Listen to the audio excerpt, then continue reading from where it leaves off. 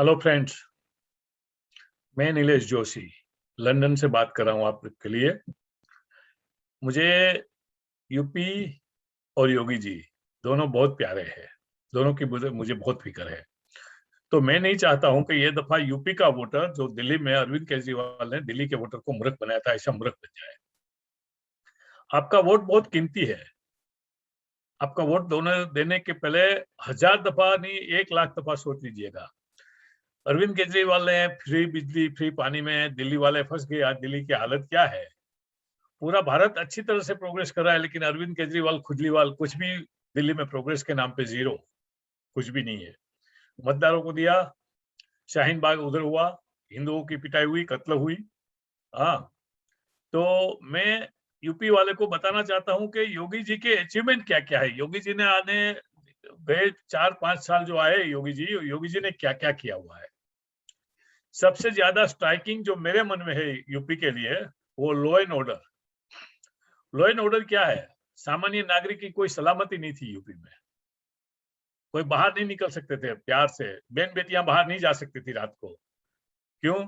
भय था कि कोई उठा लेगा, भय था फिरौती मांग लेंगे, भय था बेटी बहनों के ऊपर रेप किया जाएगा, भय था क्या क्या नहीं हो जाएगा। मेरा खुद का एक्सपीरियंस बता रहा हूँ। मैं आया था दिल्ली और दिल्ली से मैं जा रहा था हरिद्वार। तो मेरा ड्राइवर था, अच्छा आदमी था। मुझे बॉम्बे के हमारे एक एमपी थे, उसने मुझे उसकी गाड़ी दी थी। तो मेरठ से हम लोग पास हुए तो भी बोले, नीलेश भाई जल्दी जल्दी इधर से निकल जाइए, रात होने वाली है, फिर ये इधर एरिया में सलामती नहीं है, और जैसे मालूम पड़ेगी आप एनआरआई है तो आपको उठा के बड़ी फिरौती मांगेंगे। तो हम भी ये जो मेट्रो प्रिकॉशन जल्दी जल्दी उधर से कुछ भी रुके नहीं, निकल गए। ये हालत थी मायावती के राज में और मुलायम के। मायावती के राज में थोड़ा कम था, लेकिन मुलायम के राज में तो गुंडागिर्दी ही थी। ये आजम खान जैसे लोग, ये नाम दूसरा क्या भी जेल में डाले, दो मुख्तार अंसारी और उसका दूसरा एक 3-4 बड़े गुर्गे जो है, सब मुस्लिम है और सब ने आतंक मचा रखा था यूपी में। आज योगी के राज में सब जेल में मजा ले रहे। हाँ, अभी आप यूपी में कितने सलामत हो, कितने अच्छी तरह से घूम सकते हो, बहन बेटियां कितनी बाहर जा सकती है प्यार से। कोई डर नहीं है, ना फिरौती का डर है, ना बहन बेटियों के किडनैपिंग का, ना रेपिंग का, ना कोई डर है। तो मेरे हिसाब से यूपी की सबसे बड़ी अचीवमेंट ये है। तो ये बात सामान्य नागरिक को भी असर करती है और बड़े पैसे वाले लोगों को भी, बड़े बिजनेसमैनों को भी असर करती है। और आज की तारीख में यूपी की हालत योगी जी के आने के बाद क्या है, मैं आपको 3-4-5-6 पॉइंट बताऊंगा। राम जन्मभूमि में पहले नहीं बोलूंगा, ठीक है? मैं बोलूंगा कि दुनिया का सबसे बड़ा तीसरा नंबर का एयरपोर्ट कहां बन रहा है, आप लोगों को मालूम है? डेफिनेटली आपको नहीं मालूम होगा। ये आपके यूपी में नोएडा में बन रहा है, योगी जी बनवा रहे हैं। ये एयरपोर्ट बनने के बाद ये दुनिया का ऑपरेशनल 3rd लार्जेस्ट एयरपोर्ट बन जाएगा। ये एयरपोर्ट ऑपरेशनल होने के बाद जिसको बुद्ध विहार जाना होगा उधर जा सकेंगे, जैनों का बड़ा जो तीर्थ स्थान है उधर जा सकेंगे, अयोध्या नजदीक पड़ेंगे। हाँ, और काशी प्रयागराज, जिधर भी जाना हो उधर अच्छा रहेगा। ये एक सबसे बड़ा पॉइंट है मेरे लिए, बराबर है। मोबाइल मैन्युफैक्चरिंग इंडिया का वर्ल्ड का सबसे बड़ा दूसरा नंबर का मार्केट है चाइना के बाद। मोबाइल की एक बात अच्छी भी है, एक बात दुखदायक भी है। इंडिया का इतना बड़ा मार्केट होते हुए इंडिया का खुद का कोई ब्रांड मोबाइल का नहीं है, अपना माइक्रोमैक्स को छोड़ के, बराबर है। हम बना रहे हैं दूसरे कंट्री के लिए मोबाइल, लेकिन वर्ल्ड के सबसे बड़ा दूसरा नंबर का मोबाइल मैन्युफैक्चरिंग हब भी, वो भी आपके नोएडा में ही है। नोएडा आपका यूपी में है, मुझे बताने की जरूरत नहीं है। फिल्म सिटी, ये बॉलीवुड वाला जो, मुझे बॉलीवुड बोलने के बहुत तकलीफ होती है, लेकिन आप लोग सब बॉलीवुड के हिसाब से जानते हैं, एक्चुअली वो मुंबई फिल्म इंडस्ट्री है या हिंदी फिल्म इंडस्ट्री है जो गंद मचा के रखी है। जो सब ये कारस्तान है, हमारे जो असली हीरो है तो वो तो हमारे सरहद पे हमारे जो भाई है, हमारे जवान जो हमारे लिए जान देते हैं, जिसकी वजह से हम सब सलामत है, वो सब हमारे असली हीरो है। पुलिस फोर्स में काम करते हैं, सर्विसेज में काम करते हैं, डिफेंस में काम करते हैं, वो सब हमारे हीरो है। उसको हमने हीरो नहीं माना, और ये प्लास्टिक का रील पे दिखने वाले हीरो को हमने हीरो मान दिया। ये हीरो है ही नहीं। कभी आप फिल्म शूटिंग देखिए, एक एक शॉट का 10-10, 12, 15-15 दफा कंटाला आता है। एक दफा मुझे किसी ने इनवाइट किया था, मैं बॉम्बे में रहता था, फिल्म शूटिंग देखने के लिए। मैं बोला भाई मैं कभी जिंदगी में नहीं आऊंगा, इनको आप हीरो मानते हैं। एक आदमी 50 को लड़ते तो आप खुश हो जाते हैं, अन्य होते हैं। लेकिन आपने कभी ये सोचा है कि ज्यादातर करके हमारी जो हिंदी फिल्म बनती है, सनातन धर्म को नीचा दिखाया जाता है, बनिया हरामी होता है, हाँ, जमींदार जो हिंदू होता है वो हरामी होता है, एक खान चाचा ही अच्छा होता है, बाकी कोई अच्छे नहीं होते हैं फिल्म में। हाँ, पहले हमारी फिल्मों में भजन आते थे, कीर्तन आते थे, प्रार्थनाएं आती थी, अभी सब बंद हो गए। अभी अल्लाह मौला अली मौला अली मौला अली बस। हाँ, क्यों भाई? ये बॉलीवुड वाले के हमने दिया, ये ड्रग के नशेड़ी लोगों ने हमको ये दिया। देशभक्त लोग, कंगना रनावत जी से लोगों को निकाल दिया जाता है, उसको अन्याय किया जाता है। और खान, जैसे मुंबई फिल्म इंडस्ट्री नहीं हुई, खान फिल्म इंडस्ट्री हो गई।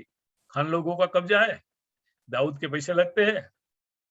और ये बड़े जो खान लोग हैं, जिसका नाम भी लेना को मैं मुनासिब नहीं समझता हूँ, लेकिन आप जानते हो मैं किसके बारे में बात करता हूँ। उनको सब फिल्म में काम थे, उसकी फिल्म 300 करोड़ का बिजनेस करती है कि नहीं करती है भगवान जाने, लेकिन हवाले का पैसा सफेद पैसा बन जाता है। आमिर खान की दंगल फिल्म चाइना में 1000 करोड़ का बिजनेस बताती है। चाइना में दंगल को क्या देखेंगे 1000 करोड़, लेकिन वो फर्स्ट क्लास एक कारस्तान है काले पैसे को सफेद करने का, और आप लोग को मालूम नहीं है। तो अभी ये फिल्म सिटी आपके नोएडा में बन रही है, बस सनातन के हिसाब से बने फिल्म्स। हाँ, आज की जमाने की जो जरूरत है वो तो पूरी होनी चाहिए, लेकिन क्या सनातन धर्म को, हिंदू धर्म को बुरा बताने का, भारत माता के खिलाफ ही बना? खान ही हमेशा अच्छा होता है, बाकी कोई हिंदू में अच्छे पैदा हुए ही नहीं है।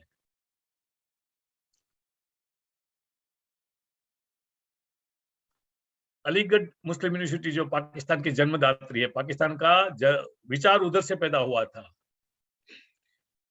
क्या नाम था वो, सर सैयद अहमद खान, जिसने ये अलीगढ़ मुस्लिम यूनिवर्सिटी की स्थापना की थी। हाँ, जिना को तो बाद में हुआ, लेकिन पहला विचार उधर आया था, उधर से।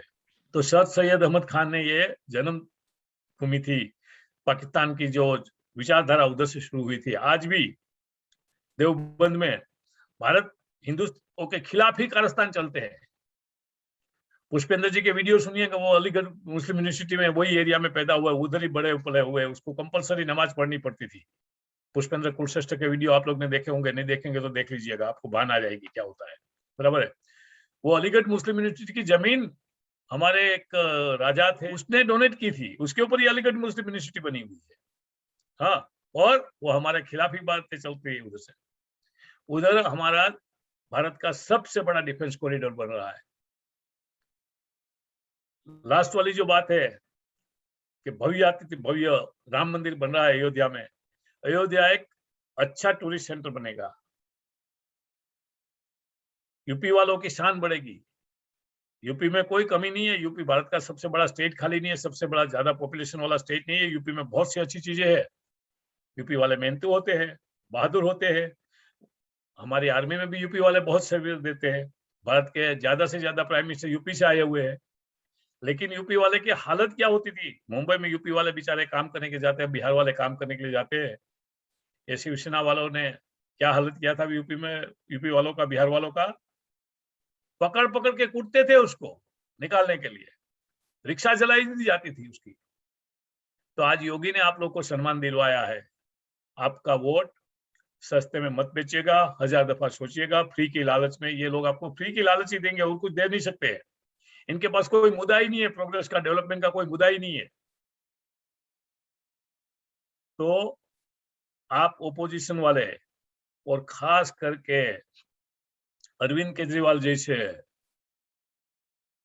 अखिलेश यादव जैसे, मायावती जैसे, और कांग्रेस ने तो आज तक यूपी में कुछ यूपी का किया ही नहीं, नुकसान ही किया हुआ है। कितने सालों से, जवाहरलाल नेहरू के टाइम से, इंदिरा गांधी के टाइम से, राजीव गांधी के टाइम से, रायबरेली से, अमेठी से चुनाव लड़ते आए हैं, लेकिन कभी रायबरेली, और आज देखो मोदी जी 2 टर्म से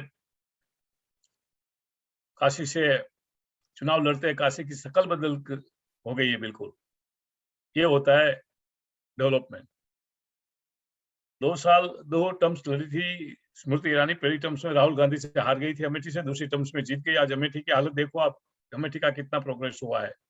तो डेवलपमेंट को महत्व दीजिए, धंधा रोजगार को महत्व दीजिए, आपकी सलामती, लॉ एंड ऑर्डर को महत्व दीजिए, और आपका वोट सस्ते में मत बेचिए, सस्ते की फ्री की लालच में मत बेचिए। आपको फ्री बिजली देंगे, फ्री पानी देंगे, कुछ भाव तो होगा नहीं, गुंडों के हाथ में सब सत्ता चली जाएगी और गुंडे आपको राज करेंगे। ठीक है, तो संत पुरुष है योगी जी की कोई जरूरत नहीं, योगी जी अपने लिए कुछ भी नहीं कर रहे, जो कर रहे हैं हमारे लिए, हिंदुओं के लिए, भारत माता के लिए कर रहे हैं। और आज भारत $5 ट्रिलियन की जो इकोनॉमी बनने लिए जा रही है, तो इसमें यूपी का सबसे बड़ा योगदान है। तो मेरी आपको हाथ जोड़ के नम्र विनंती है, आपका वोट देने से पहले 1000 दफा सोचिए, फ्री की लालच में मत जाइए और योगी जी को और भाजपा को और मोदी जी को मजबूत बनाइए। यूपी में ये दफा आपको भाजपा को ही लाना है, अगर आपको डेवलपमेंट का फायदा उठाना है तो। ये फायदे मैंने बनाए छोटे-छोटे, जो मैं तो लंदन में रहता हूँ, इधर से मुझे इतना मालूम नहीं होता है जितना आप लोगों को मालूम होता है। लेकिन फिर भी मैं सोचा मेरा भी फर्ज है, क्योंकि मैं भी योगी जी को चाहता हूँ, मैं भी भाजपा को चाहता हूँ, मैं भी हिंदू हूँ, मैं भी सनातनी हूँ। तो बस ये मेरी एक आपसे विनंती है, आपका वोट देने से पहले 1000 दफा सोचिए और ये बातें ध्यान में लीजिए। नमस्कार। हमारे सनातन शक्ति चैनल को सब्सक्राइब करिए, लाइक करिए, शेयर करिए। धन्यवाद। जय श्री कृष्णा, जय सनातन शक्ति।